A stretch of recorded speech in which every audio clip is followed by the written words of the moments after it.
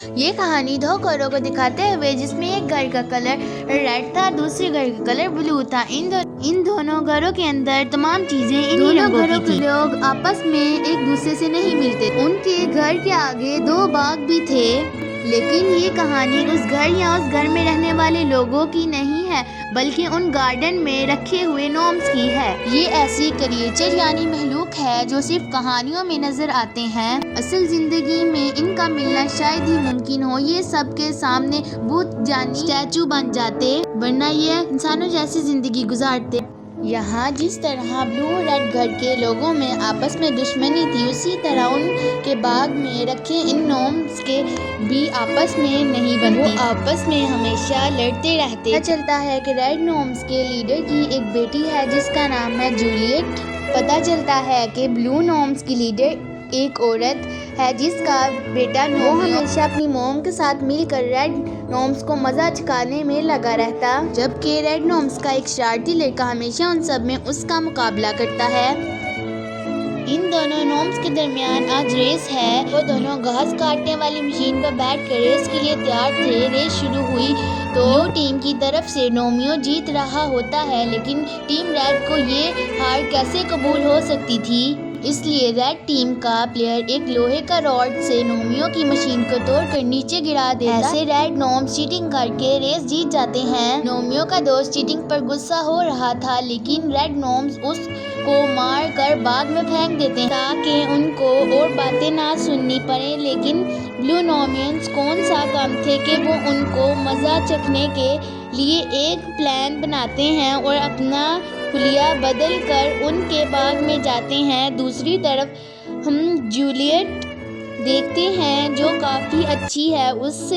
اسے پاس ہی باغ میں ایک پھول بہت پیارا لگتا ہے تو وہ اپنی دوست کی مدد سے اسے توڑنے جانے والی تھی، اور یہی اب نومیو اور اس کا ساتھی بھی اپنے بنائے ہوئے پلان کے مطابق ریڈ نومیوز کے باغ میں آ چکے تھے، لیکن یہاں اس کے ساتھی کی غلطی کی وجہ سے سیکیورٹی الارم بج گیا تھا۔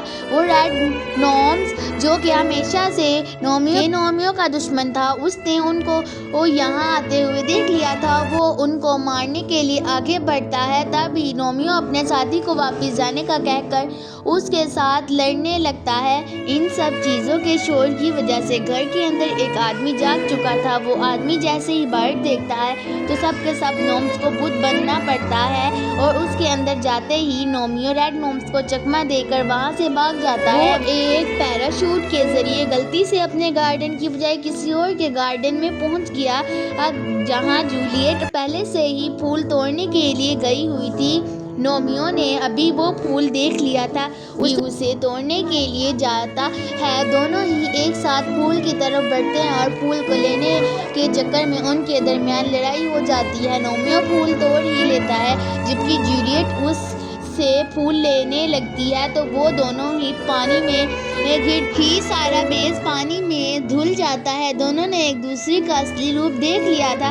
دونوں ہی ڈر کر وہاں سے بھاگ کر جب اپنے گارڈن کی طرف آتے ہیں تو ایک ریڈ نومز سے جب جولیٹ نظر آتی ہے تو وہ اس سے پوچھتا ہے کہ تم یہاں کیا کر رہی ہو، تو وہ اسے لے کر اپنے گارڈن میں چلے جاتا ہے، لیکن اندر جاتے ہی وہ نومیو کے لیے پریشان تھی اور اسے گارڈن کے لیے ہو کر دیکھ رہی تھی۔ نومیو بھی یہ دیکھ کر اس کے پاس آتا ہے، لیکن جولیٹ اسے وہاں آنے سے منع کر دیتی ہے، اور نومیو ایک نہیں سنتا اور اس کے پاس آ جاتا ہے۔ وہ نومیو سے پھول لے کر اسے دوبارہ ملنے کا وعدہ کرتی اور اسے اس کے گارڈن میں بھیج دیتی ہے، لیکن غلطی سے نومیو کا پاؤں ایک ایسے بٹن پر لگ جاتا ہے جس سے گارڈن کی ساری لائٹس آن ہو جاتی ہیں۔ وہاں پر جولیٹ کے ڈیڈ کو کسی گڑبڑ کا پتہ چل گیا تھا، پر اچھی بات یہ تھی کہ ان کے آنے سے پہلے نومیو یہاں سے چلا گیا اور جولیٹ کو وہ اپنے ساتھ اندر لے جاتے ہیں۔ اگلے دن اس کے گارڈن کے مالک اپنے گھاس کاٹنے والی مشین کو ٹوٹا ہوا دیکھ کر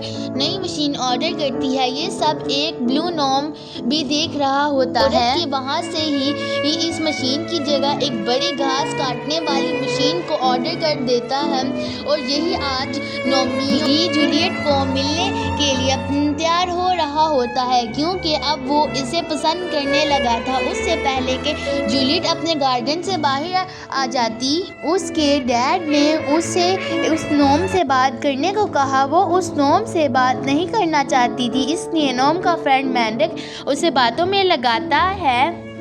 جولیٹ نومیو سے ملنے چلی جاتی ہے، جہاں ان کو ایک انہی جیسا یعنی مٹی کا بنا ہوا پنک برڈ ملتا ہے جو ان کو ہمیشہ ساتھ رہنے کا کہتا ہے اور ان کو یہ بھی کہتا ہے کہ کلر سے کچھ نہیں ہوتا، تم لوگ ایک جیسے اور ایک ساتھ رہو اور ساتھ مل کر اپنی فیملی کی لڑائی کو بھی ختم کرو۔ وہ دونوں یہاں ایک ساتھ بہت مزے کرتے ہیں، جس کے بعد وہ دونوں ہی اپنے گھر چلے جاتے ہیں، جہاں جا کر نومیو کو پتہ چلتا ہے کہ ریڈز نے ان کے گارڈن تباہ کر دیے ہیں اور سارے اسے بدلہ لینے کو کہتے ہیں اور نہ چاہتے ہوئے بھی اسے اب جولیٹ کے گارڈن میں جانا تھا، اس کے گارڈن کو تباہ کرنے کے لیے۔ اور جب وہ یہ کام کر رہا تھا تو بدقسمتی سے اب جولیٹ بھی اس کے سامنے آ گئی تھی، اسے لگتا ہے کہ اب نومیو اسے مارنے آیا ہے، اس لیے ان دونوں کے درمیان میں لڑائی ہو جاتی ہے۔ نومیو سب چھوڑ چھاڑ کے اسے سمجھانے کی کوشش بھی کرتا ہے اور پھر بھی وہ نہیں مانتی، تو وہ لوگ پہلے والے برڈ کے پاس آ جاتے ہیں جو انہیں سمجھا رہا تھا کہ پیار کے بغیر زندگی نہیں گزرتی۔ وہ انہیں اپنی کہانی سناتے ہوئے کہتا ہے، ہم رہتے تھے اس گھر کے لوگ بھی بہت اچھے اور پیار محبت سے رہا کرتے تھے، پر ایک دن ان میں لڑائی ہو گئی، میڈم چلی گئی اور جاتے ہوئے میری وائف کو ساتھ لے گئی، افسوس میں کچھ بھی نہ کر سکا۔ اس کی بات سنتے ہی وہ دونوں اپنی لڑائی ختم کرتے ہیں، لیکن یہاں ایک بلو نوم نومیو کو جولیٹ کے ساتھ جب وہاں سے بھاگ رہا ہوتا ہے تو نومیو کا دشمن ریڈ نوم اس پر حملہ کر اس کی کیپ کو توڑ دیتا ہے۔ اپنے دوست کے ساتھ ایسا ہوتا دیکھ کر نومیو کو غصہ آ گیا تھا اور وہ اپنے دشمن سے لڑنے چلا گیا تھا، اسی لڑائی میں اس کا دشمن ٹوٹ جاتا ہے۔ اس کے بعد سارے ریڈ نوم بلو نوم سے بدلہ لینے کے لیے پہنچتے ہیں، پھر تبھی انسان آدمی کے سامنے آتے کی وجہ سے سب کو یہاں پر بت بننا اور اسی آدمی کے پاؤں لگنے سے نومیو ایک ٹرک کے سامنے آ کر ٹوٹ چکا تھا۔ سب یہ دیکھ کر بہت دکھی اور سب سے زیادہ دکھ جولیٹ کو ہوتا ہے، وہ روتے سچائی سب کو بتاتی ہے کہ وہ اور نومیو ایک دوسرے کو پسند کرتے تھے، یہ مرنے والا تو کوئی ایک فراڈ تھا۔ تب ہم نومیو کو دیکھتے ہیں جو اسی ٹرک کے ساتھ اپنی جان بچانے کے لیے لٹکا ہوا تھا، جب وہ اس کے اوپر سے جمپ کرتا اسے ایک گارڈن میں پھینک دیتا ہے، پھر نومیو کے ساتھ بچے کھیلنے لگتے ہیں اور پھر بہت جلدی سے وہ اپنی جان بچا کر وہاں لگے ایک اسٹیچو کے اوپر چڑھ جاتا ہے۔ وہ شیکسپیئر کا اسٹیچو تھا جو اس کی کہانی سن کر اسے بتاتا ہے کہ تمہاری کہانی تو بالکل ویسی ہے جیسی میں نے رومیو اور جولیٹ کی لکھی تھی، پر اس کے آخر میں وہ دونوں مر گئے تھے۔ وہ یہ بات سنتے ہی گھبرا گیا تھا، وہ اس سے کہہ رہا تھا کہ تمہیں ایسی کہانی لکھنے کی ضرورت ہی کیا تھی۔ وہ غصہ کرتے ہوئے یہ کہہ رہا تھا کہ اچانک غلطی سے وہ نیچے گر جاتا ہے، اس سے پہلے کہ وہ ٹوٹ جاتا اس کا فرینڈ یعنی پنک برڈ آ کر اسے اوپر وجہ سے ان کے گھر ایک نئی گھاس کاٹنے کی مشین بھی آ گئی تھی، جس میں بیٹھ کر ایک بلو نوم ریڈ نوم کے گارڈن پر حملہ کر کے اسے تباہ کر دیتا ہے۔ جب اس سے مشین کنٹرول نہیں ہوتی تو وہ اپنے گارڈن کی طرف موڑتا ہے، اس طرح ان کا بھی گارڈن تباہ ہو رہا تھا، جہاں ریڈ بھی اپنے گارڈن کے تباہ ہونے کے غصے میں اپنے گارڈن میں لگے پھلوں سے بلو پہ حملہ کرنے لگتے ہیں۔ ایسے وہاں جنگ شروع ہو جاتی ہے، جہاں اب نومیو بھی آ گیا تھا، وہ سب دیکھ کر کافی پریشان تھا۔ اس کی نظر جب جولیٹ پر پڑ گئی، جس سے اس کی ڈیڈ نے اسے غم سے چپکا دیا تھا، کیونکہ اس نے سب کو یہ بتا دیا تھا کہ وہ اور نومیو ایک دوسرے کو پسند کرتے ہیں۔ وہ مشین بھی اب اس پر حملہ کرنے والی تھی کہ نومیو دیکھ لیتا ہے، آ کر بچانے کی کوشش کرتا ہے۔ ریڈ اور بلو کے لیڈرز کو بھی اپنی غلطی کا احساس ہو جاتا ہے، پھر کسی سے ایک بٹن دب جاتا ہے، پھر فوارے شروع ہو جاتے ہیں، یعنی فاؤنٹین کے فواروں کا بٹن کسی سے دب جاتا ہے، پھر سارے پتھر وہاں سے ہٹ جاتے ہیں اور تبھی نومیو اور جولیٹ صحیح سلامت ان پتھروں کے نیچے سے نکلتے ہیں، جہاں بلو اور ریڈ نوم پر غلطی کا احساس ہونے پر دشمنی بھی ختم ہو گئی تھی۔